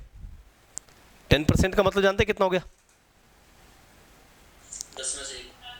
हाँ, 10 में से एक क्वेश्चन को आप क्विट कर सकते हैं, कोई समस्या वाली बात नहीं है। यानी कि लगभग 25 क्वेश्चंस अगर आपसे पूछे जा रहे हैं तो 25 में से 3 4 ढाई 3 4 वैसे ढाई बैठेगा उसका, लेकिन ढाई क्वेश्चन कैसे करोगे, वो तो पॉसिबल नहीं है। तो 3 से 4 क्वेश्चन तक आप अगर क्विट भी कर जाते हैं तो कोई समस्या की बात नहीं है, क्योंकि उन्हें आप करने बैठ जाओगे तो आप मात खाओगे एग्जाम में बैठ के। तो आपको एग्जाम बीट करना है, ये पता होना चाहिए कौन से क्वेश्चंस करने हैं कौन से नहीं करने हैं। चलिए, अगर ये नहीं हो रहा तो इसे छोड़ सकते हैं, बाकी इसमें कोई तरीका नहीं है। ये अगर कॉम्प्रीहेंस हो गया तो ये क्वेश्चंस हो जाएंगे, अगर ये कॉम्प्रीहेंस नहीं हो पाए तो ये क्वेश्चन नहीं होगा। इसका कोई दूसरा तरीका नहीं होता है, ना इसमें कोई ट्रिक लगती है ना इसकी कोई टेक्निक लग पाती है। सारा खेल आपके कॉम्प्रीहेंशन का है। तो जैसे आपने शुरुआत में बोला, क्या बोला कि we have a people shown great resilience, we have a people shown great resilience, के हमारे पास ऐसे लोग हैं जैसे मतलब जो बड़ा लचीलापन दिखाते हैं। ऑलवेज, ये बोल कौन रहा है? निशांत, तो म्यूट करो अपने आप को। Always accommodating and reinventing to make things do या मेक थिंग्स वर्क, इसको आप जोड़ ही नहीं पा रहे हो, ये जुड़ेगा ही नहीं आपस में इस तरह का सेंटेंस। तो S1 के थ्रू S के साथ मत जाइए, ये R से ही जाएगा। और अगर इसका सही ऑप्शन आप समझ पा रहे हैं तो ठीक है, नहीं समझ पा रहे तो घर पे पढ़ के देखो इस पूरे पॉइंट को। यहाँ पे R लिखोगे this is true even when, ये बिल्कुल सच बात है कि जब इंडियन सोसाइटी जो है वो दूसरे डेवलप्ड नेशन के साथ कंपेयर की जाती है तो हम लोगों ने बहुत लचीलापन दिखाया, हम लोग बड़े विनम्रता हो जाते हैं, बड़े लचीले हो जाते हैं उस काम के लिए। बिल्कुल सही है, R से ही बनेगा। और R के बाद जो ऑप्शन बनेगा वो P बनेगा, Q बनेगा। P एंड Q में देखिए, ये टफ है, ये वाला क्वेश्चन एक बार चेक करके देखो, और नहीं समझ में आ रहा तो छोड़ देना, कोई सरदर्दी नहीं है इसमें। डिस्पाइट द यॉर्निंग डिस्पैरिटी, अब डिस्पैरिटी का मीनिंग पता है? Inequal, inequal. और यॉर्निंग क्या होता है? बोरिंग होता है। Indian society we have a very high level of satisfaction quotient, quotient क्या होता है? हिस्सा। और इसमें लिखा है our belief is our collective destiny has never been in doubt. कौन सा जाएगा? नहीं आ रहा समझ में? अगर समझ में नहीं आ रहा, वैसे इसमें R के बाद Q जाएगा, लेकिन फिर भी अगर समझ में नहीं आ रहा है तो देखो इतना टाइम मत लगाना, क्योंकि आपको अंग्रेज नहीं बनना है। कुछ क्वेश्चंस हैं जो आपको छोड़ने हैं हर हाल में। एग्जाम में 3 तरह से क्वेश्चंस आएंगे, एक तो 100% अटेम्प्ट करने हैं, एक पे आपको रिस्क लेना है, और एक आपको छोड़ना है। जब ये चीज़ें क्लियर हो जाएंगी आपका पॉइंट बन जाएगा। तो चीज़ें ध्यान रखना इसमें। वैसे इसे पढ़ के देखना, टफ पेपर है, टफ पॉइंट है वाला। इसमें आपका जो ऑप्शन जाएगा वो जाएगा आपका डी। लेकिन क्यों जाएगा इसको मैं कुछ नहीं बता सकता था क्यों जाएगा, क्योंकि सिर्फ कॉम्प्रिहेंशन के ऊपर डिपेंड करता है। बहुत सारे वर्ड ऐसे इनका तुम्हें मीनिंग ही नहीं पता है, तो पहले मीनिंग इंप्रूव कीजिए। दूसरा क्वेश्चन हो सकता है ये ईजी हो, क्योंकि जितना टाइम तुम उस टफ क्वेश्चन पर लगाते हो सकता है वो तुम्हारा ईजी क्वेश्चन का भी टाइम खा जाए। समझ रहे ना कि आपने उस पर इतना टाइम लगा दिया, इतनी एनर्जी वेस्ट कर दी उसके ऊपर आपने, कि छोटे क्वेश्चन के लिए एनर्जी बची ही नहीं है आपके पास में। तो ऐसे एनर्जी वेस्ट मत करना, क्वेश्चन को पढ़ते ही समझ में आ जाएगा हो पाएगा नहीं हो पाएगा। अगला क्वेश्चन देखो, इसने कहा कि इन 1882 1882 की बात है, a young man from Bengal travel to Karwar to holiday with his friend brother. एक आदमी था, एक यंग मैन था, वो बंगाल से चला और कहाँ पहुँचा, करवर पहुंचा छुट्टियां मनाने के लिए अपने भाई के साथ में। यानी कि स्ट्रक्चर समझिए, 1882 में एक यंग मैन था जो छुट्टियां मनाने के लिए बंगाल से करवर की तरफ चला अपने भाई के साथ में। ये मीनिंग समझ गए इसका? तो अब यहां से आपको पहले इसके ऑप्शंस देखने हैं। ऑप्शंस पी से स्टार्ट हो रहे हैं या एस से हो रहे हैं, या तो पी या एस। तो पहले पी देखो, द प्लेरिट, इतना सा वर्ड आ गया एकदम, द प्लेरिट हो सकता है क्या? नहीं सर, ये पॉसिबल नहीं है। इसमें देखना क्या है, he arrived to find the most beautiful rendezvous. Rendezvous का मतलब था मिलने की जगह, water and land he had ever seen. तो उसे अचानक से एक ऐसी जगह दिखाई दी जहाँ पे पानी और मिट्टी मिल रही थी, और बहुत ही खूबसूरत जगह उसको वहाँ पे दिखाई दी। तो एक आदमी बंगाल से करवर की ओर चला अपने भाई के साथ में, और द प्लेरिट साहित्यकार, या तो ये, या फिर एक आदमी बंगाल से करवर की ओर चला और उसे रास्ते में एक ऐसी जगह मिली जहाँ पानी और ज़मीन मिल रही थी और बहुत ही खूबसूरत जगह थी ये, और ऐसी जगह उसने पहले कभी ना देखी थी। ये सही है एस या पी? तो आपके 2 ऑप्शन तो गलत हो गए यहाँ पर, ए और सी ऑप्शन रॉन्ग है, इनमें से जाएगा। अब एस के बाद में तो आर आएगा, क्यू आएगा। तो उसने एक जगह देखी जो बहुत बेहद खूबसूरत थी, वो जगह उसने देखी। अब उसके बाद में या तो आर या क्यू, आर में और क्यू में चेक करो कौन सा हो सकता है। सो बिविच्ड वॉज द यूथ, और उस पर जादू सा छा गया। He wrote his first play, उसने पहली पोएम लिखी, ए मास्टरपीस टाइटल 6 क्या है, प्रकृतिर प्रतिशोध, कि इसने एक प्राकृतिक प्रतिशोध के नाम से एक कविता लिखी, ये हो सकता है। एक है रिवोल्यूशनरी कॉल्ड रविंद्रनाथ टैगोर, इस क्रांतिकारी को कहा गया रविंद्रनाथ टैगोर। तो कौन सा जाएगा इनमें से? क्यू। यानी कि एक बेहतरीन सुंदर सी जगह देखी और उस पर जादू सा छा गया, तो फिर यही ऑप्शन जाएगा, डी ऑप्शन। जितना टाइम तुम उस पर खोओगे इतने में ये क्वेश्चन हो जाता, ठीक है ना। तो इजी क्वेश्चंस भी आते हैं एग्जाम में करने के लिए। नेक्स्ट देखिए, S1 सेंटेंस पढ़ो। Who all ever took A pain in hand, जो लोग अपने हाथ में कभी भी एक कलम रखते हैं, must have at some time felt baffled, कभी ना कभी वो कंफ्यूज जरूर हो जाते हैं, कभी ना कभी एक कंफ्यूजन उनके दिमाग में बन जाता है। वे लोग जिनके हाथ में पेन, पेन से मतलब है यहाँ पे कवि से, लेखक से, कि जो लिखने की कला को जनरेट करते हैं, कभी ना कभी वो कंफ्यूज्ड होते हैं, कुछ ना कुछ उनमें समस्या बन जाती है उनके माइंड में। तो यहाँ ऑप्शन देखो कौन सा जाएगा। पहले इसके ऑप्शन देखिए, बहुत बढ़िया। ऑप्शन कहाँ है इसके, चेक करना, दूसरे पेज पे जाके मिलेंगे आपको। आप बता दें QSPR, और दूसरा क्या है RPSQ, और क्या है QPSR, और क्या है, यानी स्टार्ट किससे हो रहा है, Q और R से। और S1 में लिखा है कि जो लोग लिखना शुरू करते हैं वो कभी ना कभी कंफ्यूज जरूर होते हैं, जो लिखना शुरू करते हैं कभी ना कभी कंफ्यूज होते हैं। तो Q या R में से चेक करो कौन सा हो सकता है। Q में लिखा है perhaps they don't really know, हो सकता है कि वो जानते ही ना हो व्हाट दे मीन, कि उनका मतलब क्या था। Very often they have not got their ideas properly, हो सकता है उनके आइडियाज ही कंफर्म ना, क्लियर ना हो। Sorted out before they started to write, इससे पहले कि वो लिखना शुरू करें हो सकता है उन्हें कन्फ्यूजन हो। और आर में लिखा है there are several causes for that vexing conditions, और इस तरह की कंडीशंस के बहुत सारे कारण हो सकते हैं। कौन सी कंडीशन? बैफलिंग। उसने कहा था ना कि जो लोग लिखना शुरू करते हैं उनके माइंड में हो सकता है, मतलब कभी ना कभी वो कंफ्यूज जरूर होते हैं, तो उस कंफ्यूजन के बहुत सारे कारण हो सकते हैं। यहाँ से शुरू करोगे या डायरेक्ट कारण बताना शुरू कर दोगे? हो सकता है कि उन्हें पता ही ना हो। कौन सा जाना चाहिए? आर से सेंटेंस बनना चाहिए कि उनके माइंड में हो सकता है कन्फ्यूजन बन जाए, बहुत सारे कन्फ्यूजन बन सकते हैं, लेकिन कन्फ्यूजन का कारण हो सकता है, तो कारण हो सकता है आर से जाइए। और आर के बाद कौन सा ऑप्शन बन रहा है? पी या एस? तो पहले पी देखो, पी में क्या है, हो सकता है पी ही हो जाए कि बहुत सारे कारण हो सकते हैं और एक कॉमन रीजन इज दैट। और एक कॉमन रीजन क्या है? The writer has not tidied up his thoughts in advance. हो सकता है कि राइटर ने पहले से ही उन चीज़ों को सोचा समझा ना हो जिन्हें वो लिखना चाहता है। ये हो सकता है क्योंकि उधर आपने बताया कि बहुत सारे कारण हो सकते हैं, और एक कॉमन कारण ये है कि हो सकता है कि राइटर ने जो लिखना है उसको पहले से टाइड ना किया हो। और अगर ये नहीं है तो एस भी पढ़ के देख लो एक बार। एस में क्या लिखा हुआ है? पीपल ऑफन से I know what I mean but I can not से इट। कौन सा जाना चाहिए आपके हिसाब से? आर के बाद कौन सा जाएगा? पी। तो यही ऑप्शन जाएगा, क्योंकि सीक्वेंस बनानी पड़ेगी आपको पैटर्न को देख के। एक एक ऑप्शन देखो, उसका मीनिंग समझो कि कौन सा ऑप्शन बेटर मीनिंग वहाँ पे इंडिकेट कर रहा है। चलिए, और लास्ट है आज की क्लास का, ये नरेशंस वगैरह है। पहले क्या है इसमें? वॉइसेस है, नरेशन नहीं है, वॉइस। जिसका थक गया वो चला जाओ, कोई दिक्कत नहीं है, बाद में वीडियो देख लियो।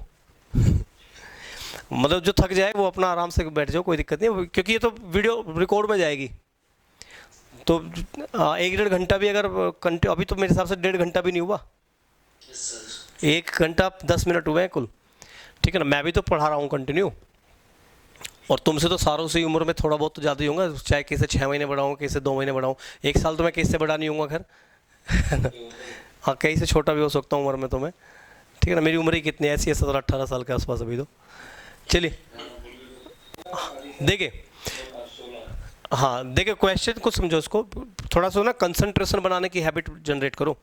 आपको अगर कोई चीज़ पढ़नी है तो 5-5 घंटे भी आपको पढ़ना पड़ सकता है, 6-6, 7-7 घंटे भी पढ़ना पड़ सकता है।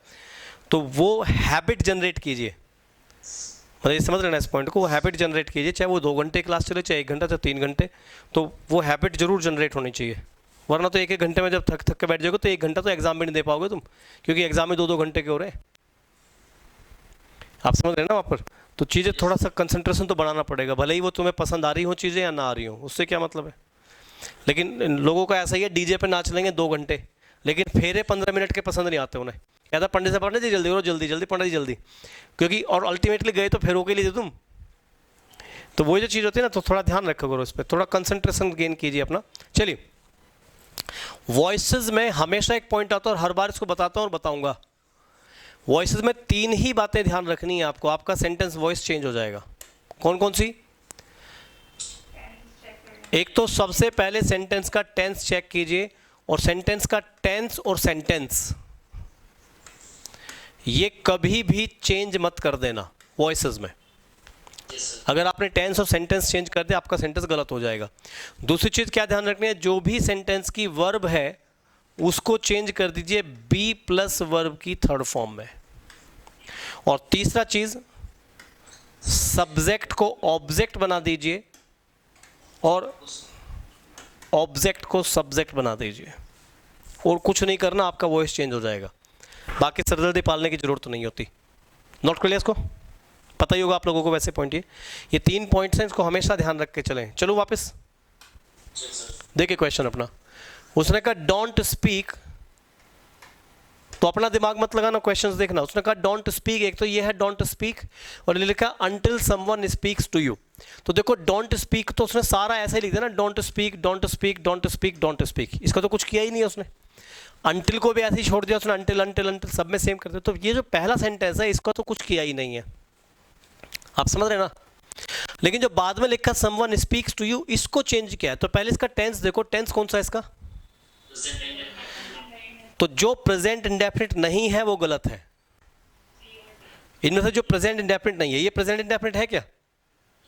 ये गलत है। ये प्रेजेंट इंडेफिनिट है, ये भी नहीं है। तो ये दोनों, अब इसने लिखा, एक में लिखा आर स्पोकन, एक में लिखा इज स्पोकन, दोनों इंडेफिनिट है। प्रेजेंट के इंडेफिनिट है, इज के साथ 3rd फॉर्म, आर के साथ 3rd फॉर्म। दूसरी चीज देखनी है, सब्जेक्ट ऑब्जेक्ट बदलने हैं। इस सेंटेंस में इसने सब्जेक्ट ऑब्जेक्ट बदले हैं क्या? नहीं बदले। भाई वर्ब थी स्पीक्स, इसको बी प्लस थर्ड फॉर्म में लिख दिया, यहाँ भी और यहाँ भी पैसिव बना दिया, लेकिन सब्जेक्ट ऑब्जेक्ट बदलने पड़ेंगे, इसमें बदले हैं या नहीं बदले हैं? तो ये ऑप्शन भी गलत है, ऑप्शन जाएगा ए, या ए ऑप्शन जाएगा। देखो और क्वेश्चन देखो, did the noise, sentence check करो, सेंटेंस का टेंस क्या है? पास्ट इंडेफिनिट, और टेंस है, सेंटेंस है इसका इंटेरोगेटिव, तो इंटेरोगेटिव ही रखना है और पास्ट इंडेफिनिट ही रखना है, तो जो पास्ट इंडेफिनिट नहीं है वो गलत है। और पैसिव बनाने के लिए आपको बनाना है बी प्लस वर्ब की थर्ड फॉर्म, बी का मतलब is am are was were, तो देखो ये is am are was were नहीं लिखा, ये गलत है। यहाँ पे लिखा है was the noise frightened by you, इसमें लिखा वर यू फ्राइटेंड, इसमें लिखा वर यू फ्राइटेंड, इसमें वर के साथ थर्ड फॉर्म है, यहाँ वर के साथ थर्ड फॉर्म है, वाज के साथ थर्ड फॉर्म है, यानी टेंस तो ठीक कर दिया उसने, तीनों ही इंटेरोगेटिव है, सेंटेंस भी ठीक लिख दिया उसने। अब आपको चेक करना है, देखो बी के साथ थर्ड फॉर्म यहाँ भी है, बी के साथ थर्ड फॉर्म यहाँ भी है, बी के साथ थर्ड फॉर्म यहाँ भी है, वो भी ठीक करा हुआ है। तो अब चेक क्या करना है, सब्जेक्ट ऑब्जेक्ट बदले हैं नहीं बदले हैं? देखो कौन से में नहीं बदले हैं, यहाँ पे सब्जेक्ट है नॉइस और ऑब्जेक्ट कौन है? यू, इनको तो बदलना पड़ेगा ना। इस बी सेंटेंस में देखो बदला है क्या सब्जेक्ट ऑब्जेक्ट? नहीं बदला, ये गलत है, इसमें बदल रखा है। अब इन दोनों में से चेक करो, इसने लिखा है were you frightened by the noise, लेकिन इसमें लिखा है वर यू फ्राइटेंड, कौन सी फॉर्म है? फर्स्ट फॉर्म, और चाहिए कौन सी आपको? थर्ड फॉर्म, तो ये ऑप्शन भी नहीं जाएगा, सी ऑप्शन जाएगा। टेंस मत बदलो, उसी हिसाब से सेंटेंस देखिए। इसने कहा we are reaching the end of this exercise, हाँ फ्राइटन फर्स्ट फॉर्म होती है। आर रीचिंग कौन सा टेंस है? तो जो प्रेजेंट कॉन्टिन्यूअस नहीं है वो गलत है। देखो ये प्रेजेंट कॉन्टिन्यूअस नहीं है, गलत हो गया। ये प्रेजेंट कॉन्टिन्यूअस है, ये भी प्रेजेंट कॉन्टिन्यूअस नहीं है, और ये भी प्रेजेंट कॉन्टिन्यूअस नहीं है, बी ऑप्शन जाएगा। यहाँ जो ऑप्शन करेक्ट होगा वो ऑप्शन होगा आपका बी, सीधा सा पॉइंट, समझ जाओगे। Next fourth question, I expect you to complete this work. अब देखो एक वर्ब लिखी है एक्सपेक्ट, इसका सब्जेक्ट है आई और ऑब्जेक्ट है यू, तो अगर इसका पैसिव बनाओगे तो यू और आई चेंज होगा। एक वर्ब है कंप्लीट, इसका ऑब्जेक्ट है दिस वर्क, तो इसका पैसिव बनाओगे तो दिस वर्क को इधर लाओगे उठा के।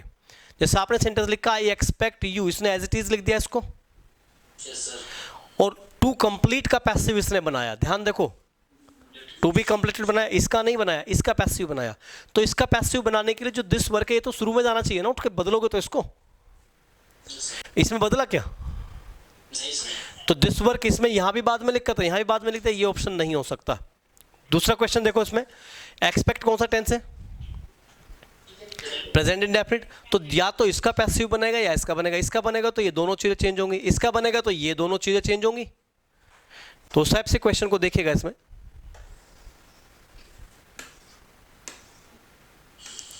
देखो उसने कहा था ना आई एक्सपेक्ट यू, तो एक्सपेक्ट का पैसिव बना दिया, एम एक्सपेक्टेड बना दिया, लेकिन आई और यू वहीं के वहीं छोड़ दिए जहां उसमें लिखे थे पहले। आप समझ रहे ना, जैसे आपके एक्टिव में लिखे थे वैसे पैसिव में आई वहां भी यहीं लिखा था, अब भी यहीं लिख दिया, ये ऑप्शन भी आपका नहीं हो सकता। इसमें लिखा है you are expected to complete. अब देखो एक्टिव सेंटेंस में कंप्लीट के बाद दिस वर्क था ना, तो उसने इसका पैसिव बनाया नहीं बनाया, इसका बनाया नहीं बनाया, बताइए जल्दी। तो इसको तो एज इट इज छोड़ दिया, वो ठीक है, ठीक है ना।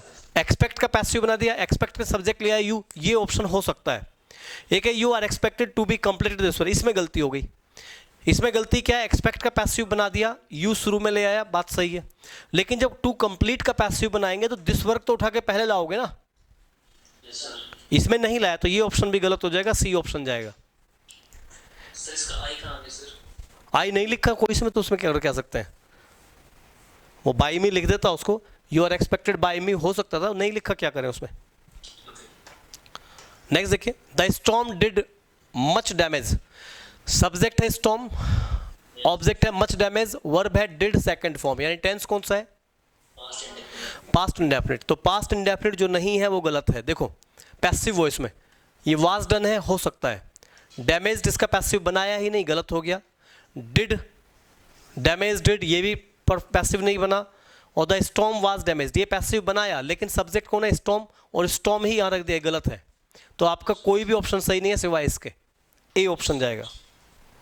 मतलब थोड़ा ट्रिक डेवलप करो इसको करने के लिए, समझ जाओगे मैं क्या करूँ, पढ़ने बैठ जाओगे तो मारे जाओगे। और लास्ट क्वेश्चन देखिए इसके जो भी है, और थक गए हो तो पानी वानी पी लो थोड़ा सा। देखिए नरेशन में क्या होता है, इस तरह का एक सेंटेंस मिलेगा, इसमें भी आपको 3-4 बातें ध्यान रखनी है। पहली बात, अगर ये वाला सेंटेंस पास्ट है तो आपको अंदर का सेंटेंस पास्ट करना है। एक तो ये टेंस जरूर चेक करना, अगर आपका रिपोर्टिंग और पास्ट है तो अंदर का सेंटेंस पास्ट होगा, हर हाल में पास्ट होगा, ये जरूर चेक करना आपको, पहला पॉइंट। इससे ही गलती निकल जाती है।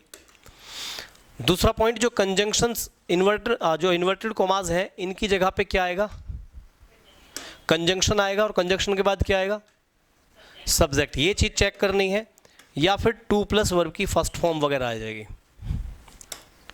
तीसरा पॉइंट, 2 चीज़ें सिमिलर चीज़ें एक साथ नहीं आएंगी, जैसे विश से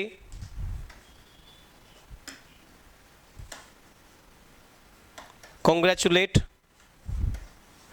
इस तरह की चीज़ें एक साथ कभी नहीं आएंगी। कभी आप बोल दो से कॉन्ग्रेचुलेट, विश से, आई सैड विश, या आई विश्ड कॉन्ग्रेचुलेशंस, या आई सैड कॉन्ग्रेचुलेशन, सैड भी और कॉन्ग्रेचुलेट, 2 चीज़ें इस तरह से एक साथ नहीं आती, समझ जाएंगे। और फोर्थ पॉइंट जो आपको ध्यान रखना है, टोल्ड के साथ डायरेक्ट कंजंक्शन कभी नहीं आएगा, और आस्क के साथ में दैट कभी नहीं आएगा। ये 2 चीज़ें भी ध्यान रखना, और साथ ही साथ आपको सेंटेंस की सेंस भी समझनी पड़ेगी कि सेंटेंस की सेंस क्या है। ये छोटे छोटे से पॉइंट्स से आपका नरेशन सारे हो जाएंगे।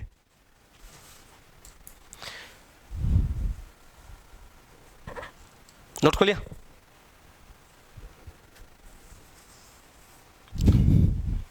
देखिए आगे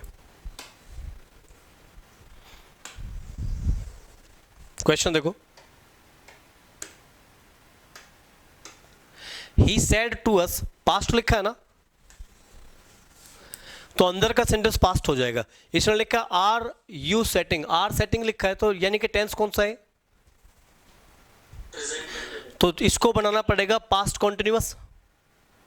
तो जिसको तुमने अंदर पास्ट कॉन्टिन्यूअस नहीं किया वो गलत है। देखो वर सेटिंग कर दिया ये हो सकता है, वर सेटिंग कर दिया ये भी हो सकता है, आर किया ये नहीं हो सकता, हैड बीन किया ये भी नहीं हो सकता। तो आपके पास से 2 ही ऑप्शन बच गए। अब उनमें चेक करो, दोनों में क्या लिख रहा है, ही आस्क्ड अस कॉमन लिखा है, यहाँ भी वाई लिखा है, वाई लिखा है, वाई क्या आ गया, और कंजक्शन के बाद क्या चाहिए, तो सब्जेक्ट सिर्फ इसमें लिखा है, ये ऑप्शन होगा, ये नहीं होगा। समझ जाओगे मैं क्या करूं? और क्वेश्चन देखिए, बहुत जल्दी से क्या करूं उन क्वेश्चंस को। Baba Ramdev said, past tense है, God to be omnipresent past में कहा था। अब गॉड टू बी ओमनीप्रेजेंट जो है, इसको समझिए, आस्क के साथ दैट आ गया, ये ऑप्शन नहीं हो सकता, समझ रहे। सैड के साथ इसने फॉर लिख दिया, नहीं होगा, क्योंकि इन्वर्टेड कॉमास की जगह या तो कंजंक्शन आएगा या 2+ वर्ब, इस तरह से कुछ ना कुछ जुड़ेगा, फॉर नहीं जुड़ेगा। तो ये गलत हो गया, ये गलत हो गया, दोनों ऑप्शन गलत हुए आपके। तीसरा ऑप्शन है Baba Ramdev said God is omnipresent, और एक जगह बाबा रामदेव टोल्ड, टोल्ड के साथ क्या आ गया, दैट, नहीं आएगा। जो ट्रिक बता रहा हूं वही आती है एग्जाम में, ध्यान रखना। टोल्ड के साथ डायरेक्ट कंजंक्शन कभी नहीं आता, आस्क के साथ दैट कभी नहीं आता, मालूम है पॉइंट, यही चीजें ध्यान रखना बस, और आपको यही गलतियां छांटनी है, आप सही ऑप्शन में पहुंच जाओगे। सही ऑप्शन कौन सा है, सी। अरे समझ गए मैं क्या कर रहा हूं? तो वो जो 4 चीजें लिखवाई, 3-4 चीजें लिखवाई, वही है बस, सब कुछ जो भी है, बाकी पढ़ोगे तो वो तुम्हारी गलती। हाँ, वो यूनिवर्सल फैक्ट है, यूनिवर्सल ट्रुथ चेंज नहीं होता। The young sparrow said, past में है, what is queer that queer object, is लिखा, प्रेजेंट टेंस लिखा हुआ है, तो इज का तुम्हें वाज करना है, ठीक है ना। तो यहां पर देखो, इसने द यंग स्पैरो आस्क कर दिया, आस्क के साथ उसने कंजंक्शन लिखा, the young sparrow asked mother, inverted commas से क्या लिखा उसने, व्हाट, कंजंक्शन आ गया व्हाट, और कंजंक्शन के बाद क्या चाहिए, सब्जेक्ट है क्या, वर्ब है यहाँ पे, तो ये ऑप्शन नहीं हो सकता। अरे समझ जाएंगे ना। दूसरा देखो, दूसरा ऑप्शन देखिए, the young sparrow asked mother what, conjunction आ गया, कंजंक्शन के बाद सब्जेक्ट है क्या, द क्वीर ऑब्जेक्ट वाज, ये ऑप्शन हो जाएगा, कोई दिक्कत नहीं है। इसे देखो, the young sparrow told mother that, अब देखो टोल्ड मदर दैट, ये टोल्ड कर रही है, पूछ रही है, इसने मदर से what is that queer object ये पूछा है। अपने सेंटेंस को देखो, इन्वर्टेड कोमास में अंदर क्या लिखा है, इंटरोगेटिव सेंटेंस लिखा है ना वहाँ तो। अरे पूछ रही है ना तो जब पूछ रही है तो टोल्ड कैसे लगा दोगे, सेंस भी तो देखोगे ना सेंटेंस की। और young sparrow asked what that queer object had been, ये हैड बीन कहाँ से आ गया, इज का तो वाज करोगे ना, तो टेंस अपने हिसाब से समझो, इज का वाज हो जाएगा और कंजक्शन किस तरह से लगाने, ऑप्शन जाएगा बी। नेक्स्ट आइए, said the swami to the villagers, तो विलेजर्स से कहा था स्वामी ने, पास्ट टेंस में कहा था कि bring me A drink of water, तो उस तरह से बनाना है। आस्क द विलेजर्स, आस्क के साथ क्या लिख दिया, दैट नहीं हो सकता, और दैट तो कंजंक्शन है, कंजंक्शन के बाद क्या चाहिए, सब्जेक्ट नहीं लिखा इसमें, तो ये ऑप्शन गलत है।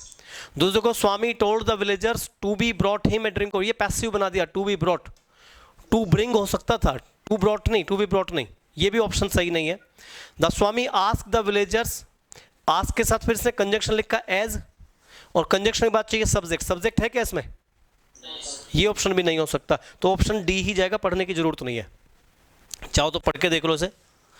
The Swami ask the villagers to bring him a drink of milk, यही ऑप्शन जाएगा। और लास्ट क्वेश्चन देखिए, he said hello I want to know the exact address, वो कह रहा है I want to know, tense कौन सा है, तो प्रेजेंट इंडेफिनिट वांट का हो जाएगा, वांटेड चेंज करोगे जब, तो जिसमें वांटेड नहीं कर रखा वो गलत है, जैसे ही वांटेड कर रखा है हो सकता है। इसने लिखा है he tried to take his attention for knowing the exact address, ये पॉसिबल नहीं है। ही वांटेड टू नो, देखो ही सैड था, he wanted to know the exact address, sentence के हिसाब समझिए, और he said please tell me, ये भी नहीं हो सकता। और ही वांटेड टू नो, ये ही सैड कहाँ गया, इन्वर्टेड कोमास कहाँ गए, वो सब खत्म कर देना इसने। He wanted to know the exact address so he called him, ये गलत है, ऑप्शन जाएगा ए।